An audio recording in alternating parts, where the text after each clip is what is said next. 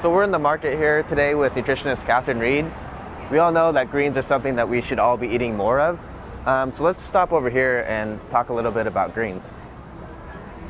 So we've heard that greens are the highest nutrition content of any fruit and vegetable. They're super high in calcium, magnesium, and all the vitamins, including vitamin C and folate. We're now seeing a lot of bagged greens in the stores, which is great.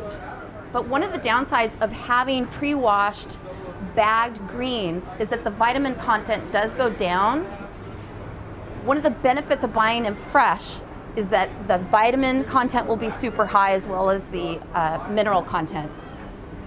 So if you're buying them fresh and you have to wash them, pretty easy to wash, but de-ribbing the green can be time consuming if you're doing it with a knife. One of the easiest ways that you can de-rib a green is to grab it at the base and simply pull down, and that will remove the rib. Once the rib is removed, you can simply just tear it or slice it.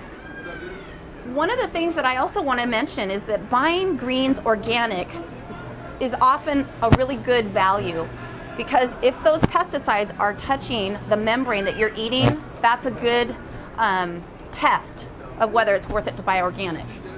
But still, I always say buy as many vegetables as you can. If they're not organic, still better to have them conventional.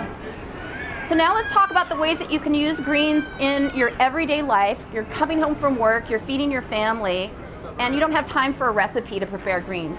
I would suggest that you go ahead and just add the greens to whatever dish you're making.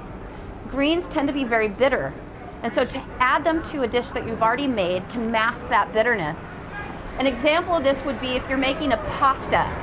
You can simply, toward the end, when you've tossed the hot pasta with the sauce, add some fresh greens to that and they'll wilt within the sauce.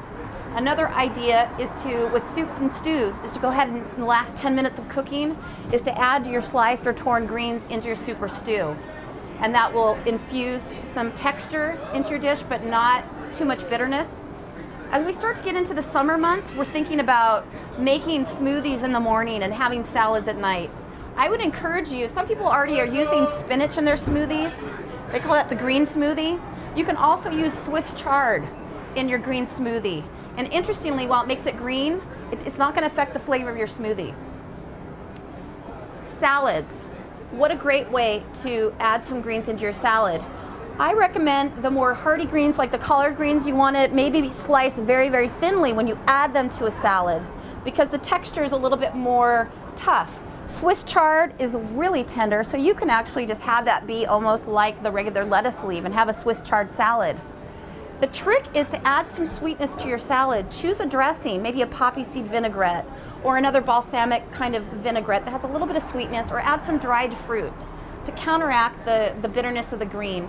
And let that salad dressing marinate on the green leaves. It will help to tenderize it and make them less bitter as well.